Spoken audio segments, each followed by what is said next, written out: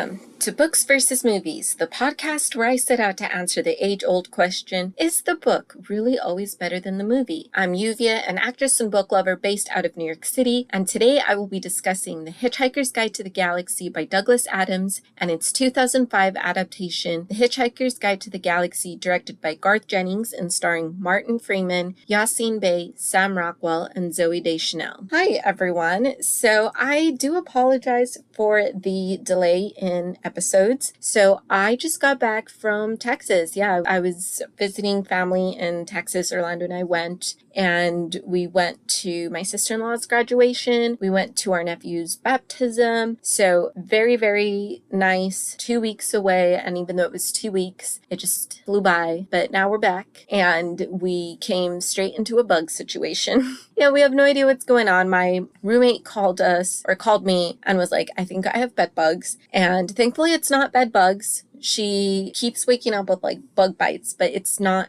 bed bugs. And we had like 2 different exterminators come in and both of them said it's not bed bugs. So it could just be one of the exterminators found like a beetle shell in her fold of her mattress. And then the other exterminator found carpet beetles. And while the one beetle shell that the other exterminator discovered could be causing the bites, the carpet beetles might not be causing bites, but they do have little hairs on them that my roommate might be allergic to, which could be causing the hives. So we don't know if they're hives. We don't know if they're bites. But now I'm getting bit. But I will say, I think we just have a very aggressive mosquito. Mosquitoes do love me, unfortunately, in the living room because I feel the itch. Like I was watching TV yesterday. I was fine. I had not been bitten since we got back. And then as I was watching TV yesterday, I just started getting itchy all over. And then when I came to my room to go to bed, I had mosquito bites all over me. And when we were eating lunch again today, I just felt so itchy all over. And then I came to my room to take a nap and it was just it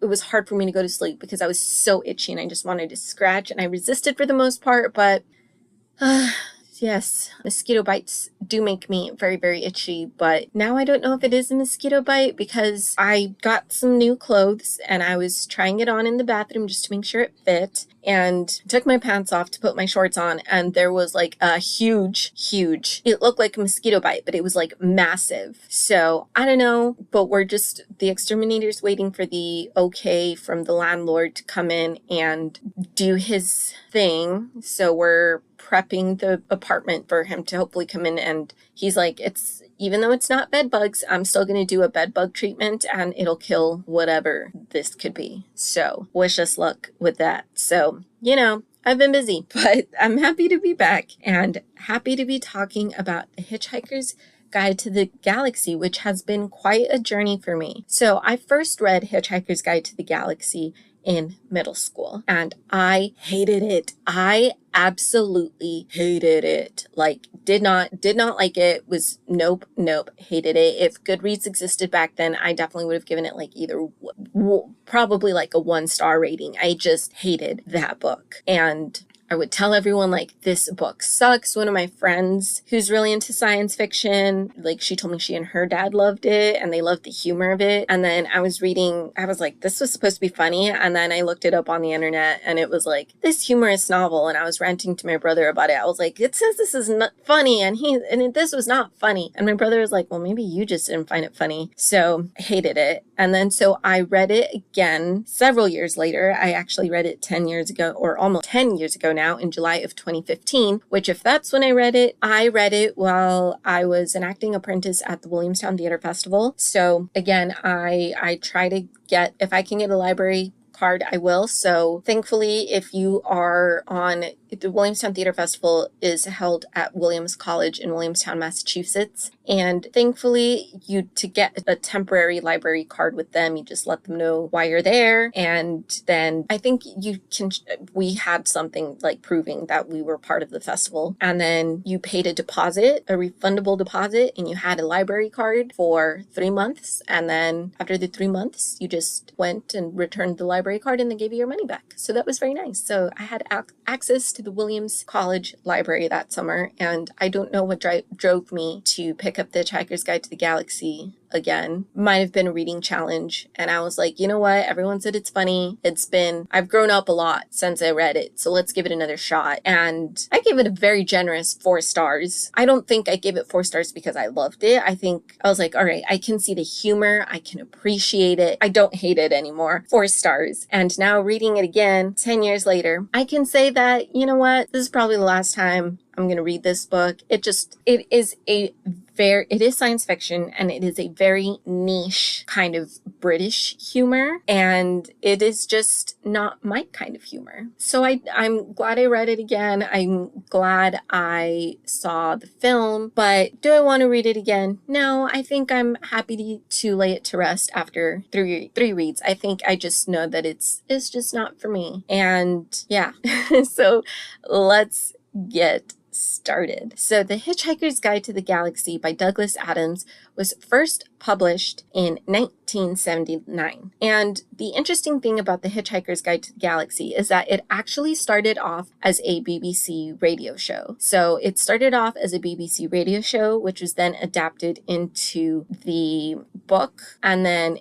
the TV series. It was adapted into a stage play, and finally it was adapted into the 2005 film, which is what I'll be talking about it today. So obviously this is a very beloved story in England for it to have gotten adapted so many times. So yeah, it started off as a radio show, but the book itself, which was adapted from the radio show, was first published in 1979, and it starts off seconds before the Earth is about to be demolished to make way for a galactic freeway. Our protagonist, Arthur Dent, is saved by his friend Ford Prefect. We end up finding out that Ford Prefect is actually an alien who has been stuck on Earth for the past 15 years, pretending he's an out-of-work actor, researching to add to the Hitchhiker's Guide to the Galaxy. We, along the journey, meet Zaphod Beeblebrox, who is the president of the galaxy, Trillian, who is also from Earth, and she happens to be Zaphod's girlfriend, Marvin, who is a clinically depressed robot, and a whole bunch of other aliens that come together to introduce us to this wacky world of our galaxy. The 2005 adaptation, The Hitchhiker's Guide to the Galaxy, takes place, again, mere seconds before the Earth is to be destroyed by an alien construction crew to make way for an intergalactic galaxy. Arthur Dent is saved by his friend Ford Prefect, who we end up finding out is a researcher working on the new edition of The Hitchhiker's Guide to the Galaxy. So it is overall a faithful adaptation. I actually don't have too much to bring up, and it's also a very wacky, over-the-top, as silly as you can get kind of story, and it is very science fiction-y as well. So yeah, it's kind of hard to try to explain the smaller details of the things I'm going to talk about, but I'm going to try. And yeah, so first things first, as I said, it starts off mere seconds before the destruction of the Earth, but even before then, before we know the Earth is going to get destructions, it starts off mere minutes before the destruction of Arthur Dent's home. Arthur Dent's home is actually set to be demolished to make way for a new highway in England. So Arthur Dent is laying in front of the bulldozers trying to prevent the construction crew from demolishing his home. And what changes that is that Ford Prefect, his friend, shows up. And Ford convinces him to go to a pub. But first, in the book, Ford has to make sure that the lead contractor of the construction crew lays down in front of the bulldozers to prevent Arthur's house from going down. So he convinces the lead contractor to lay down in front of the bulldozers, and he and Arthur head to the pub where Ford explains what is about to happen and why Arthur needs to go with him. In the film, it's more of a Ford shows up with a lot of alcohol and is kind of just like, come with me to the pub, Arthur. And Arthur's like, no, they're about to demolish my house. And Ford's like, well, I have this cooler full of beers. Have at it, boys, while we go to the pub. And so the construction crew starts drinking beers while they head over to the pub. But the lead contractor snaps out of it. The construction crew in the film enjoy a few beers, and then Arthur's home gets demolished. But it turns out it doesn't matter because the earth gets demolished after that as well. But by then, Arthur and Ford are off the planet. In the book, pretty much after Ford and Arthur are rescued by Zaphod and Trillian, they start making their way to Magrathea, which is where they are. So there's a supercomputer on the planet Magrathea. So this supercomputer revealed the answer of like, what is the meaning of life, essentially, or, so what is the meaning of everything, essentially. And so the supercomputer answered, but when it answered, people were like, we have no idea what that answer means. So they're like, are we asking the wrong question? Like, what is this? Like, this answer doesn't answer our question. And she's like, well, it does, but you're like asking the wrong question. And so they had to wait several million more years for the computer to figure out what the actual question people should be asking is. And so they're on their way to Magrathea to find out what the ultimate question is. And in the film, there are a few more hijinks added. There is one more planet that they visit before they start making their way to Magrathea. And it is here that the Zaphod's enemy is like, I'll tell you how to get to Magrathea if you bring me the point of view gun. And the point of view gun is essentially what it sounds like. Like, if I point the gun at you and shoot, you will understand my point of view. Which, now that I think about it, wouldn't that be a nice gun to exist in this day and age? Like, I feel like we need that gun. That is the only gun I will advocate for. Let's make a point of view gun. Let's make this a reality. Let's do it. But anyway, so they go and search for this point of view gun. On their way to search for the point of view gun, Trillian is kidnapped. This does not happen in the book, but she is kidnapped by Vogons, which are the aliens that destroy Earth at the beginning of the film. And they have to rescue her from the Vogons, and they do. And then they continue on their way they have the point of view gun at this point, and then they figure out the coordinates to Magrathea and they head out. So yeah, that is, again, Trillian is not kidnapped in the book. Trillian and Arthur also have more of a connection in the film than they do in the book. So in the film, they definitely make it out like Trillian is Arthur's dream girl. She's the one that got away. They only met once at a party, but she's the one that got away. And then Zaphod pretends that he's a human at this party where Arthur and Trillian meet. And he kind of, like, Trillian is like, move with me to wherever. She's like, come with me. And Arthur's like very methodical, very careful. And he's like, well, we just met, so I can move with you once we've dated and gotten to know each other a little bit more. And that answer kind of disappoints her. So when Zaphod shows up and is like, I can take you to space right now, Trillian is like, okay. And then she leaves with him. So they kind of play it off as like, again, this is the love of his life, woman of his dreams, the one that got away, and he regrets not running away with her when she offered. But in the book, they know each other. They did meet at that party, but there definitely isn't that lost connection that they have in the film. That's more of like, I met you. I thought you were cute. I met you too. I thought you were cute too. All right, well, I'm with Zaphod now and I'm happy. Great, I'm happy. Let's move on. So yeah, there definitely isn't some of that. I will say that the Hitchhiker's Guide to the Galaxy is a trilogy. So I don't know, like, even though there ended up not being any other sequels to this particular film, like, I don't know if this love connection is included in like the other books in the trilogy. I just do want to say that. But so they might have been incorporating elements from the other two books. They might not have and just invented this completely for the film. I'm just basing this off of the one book and the adaptation that it's based off of. So just wanted to throw that out there. But yes, in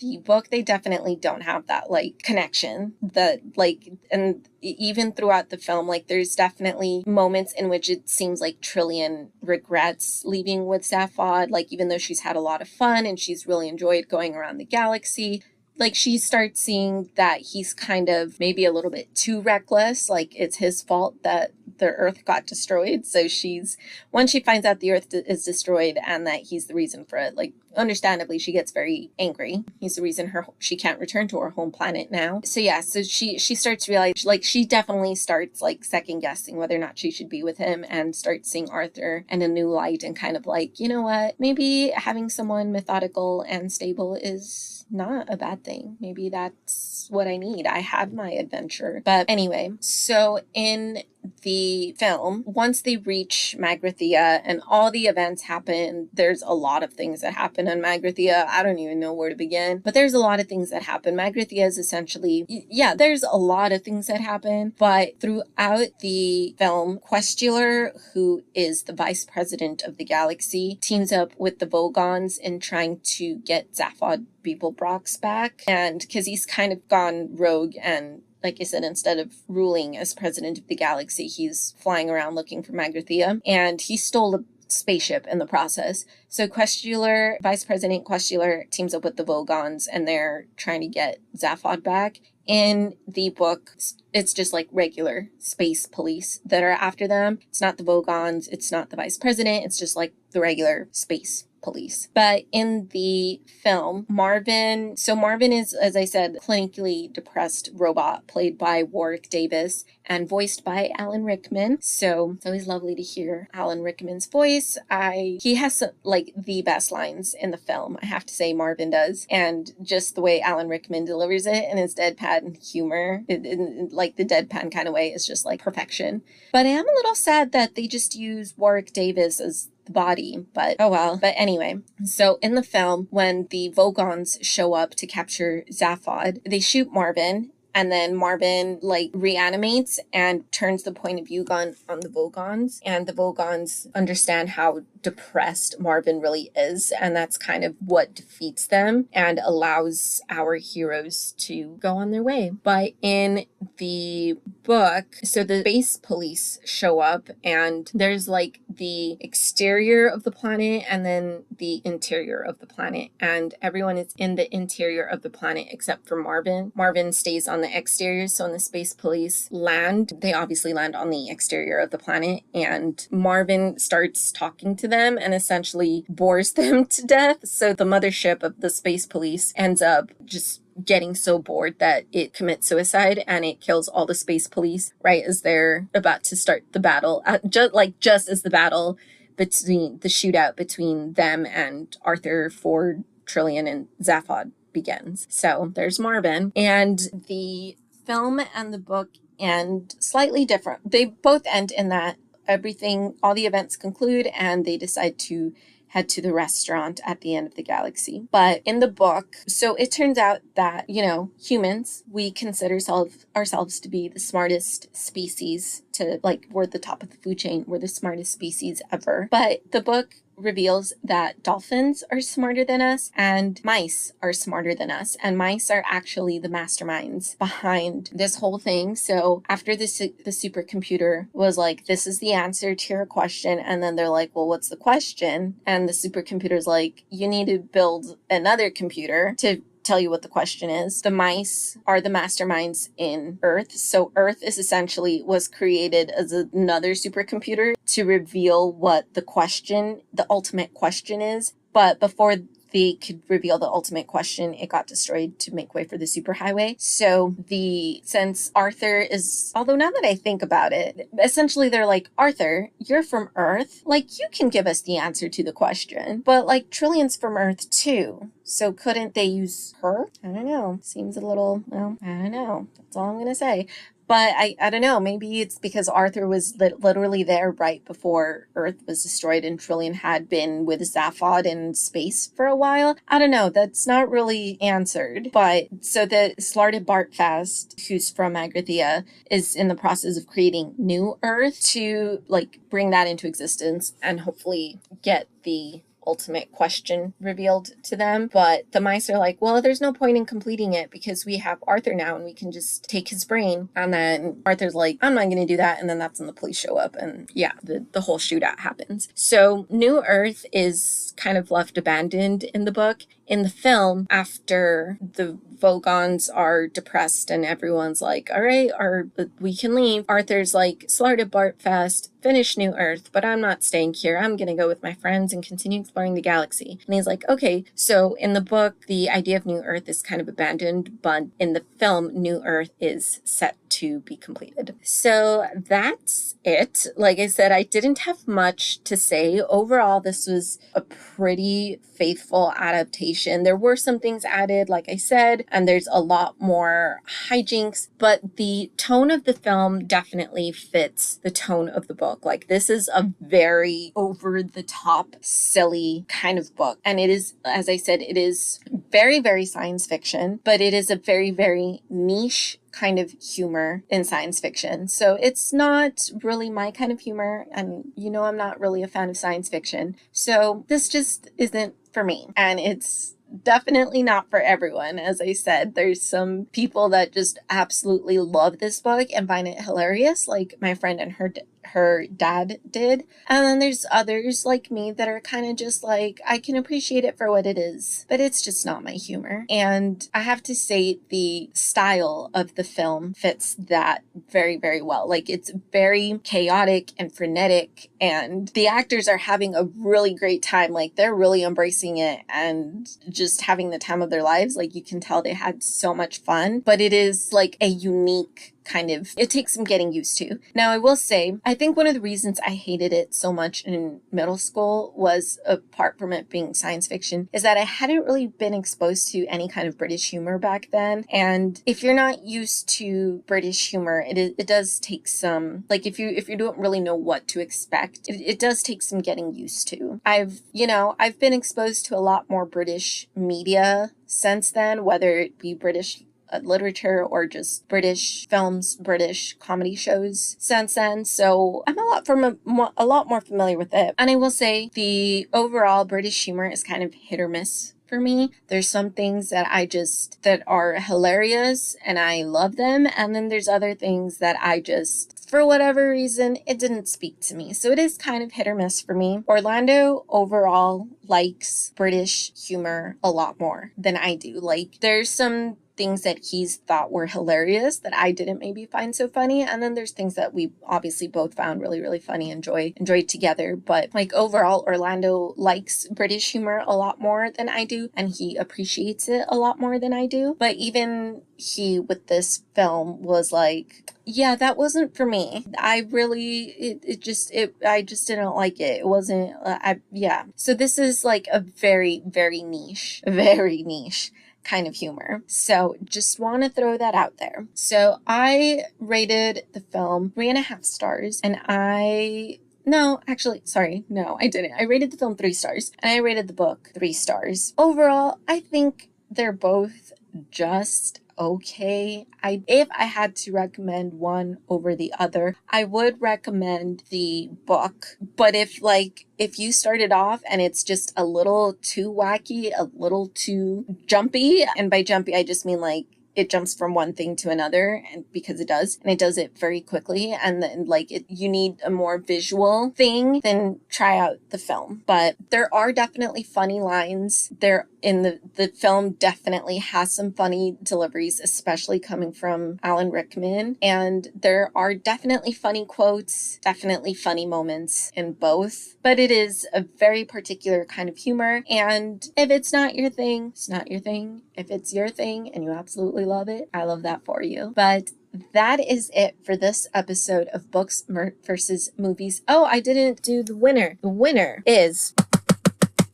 the book. Yes. I mean, I think it's rather obvious when I said if I had to choose one over the other, it's a book, but I do think the book slightly edges out the film in this case. But give the film a try if you're just having a hard time getting into the book, because it does take some getting used to. Or watch the film and see if it's for you, and if it is, then give the book a shot. Because I think this is kind of like if Orlando had really, really liked the film, I think he definitely would have given the book a try. But I think Orlando doesn't hate science fiction as much as I do, but it's still not his genre. So if he's going to give it a shot, like, he really has to like what he's watching. So if he had really, really liked this film, I know he would have given the book a try, especially since it is ultimately a British humorous book. More than it is science fiction, it's British humor. So yeah, give it a shot. See if this is your kind of humor. And if it is, then I think you'll really enjoy this book. But that's it for this episode of Books versus Movies. Thank you so much for tuning in. If you enjoy this series, you're really liking it, please leave it a rating and a review. Share it with all your friends. Tell them all about it. Help me grow this little community. And I need to figure out what I'm going to bring in. So there might be a little bit more of a hiatus than I wanted there to be, but just that's how it is. Sometimes I have a lot of things to catch you up on and sometimes I don't. But thank you for tuning in and I will see you next time. Bye.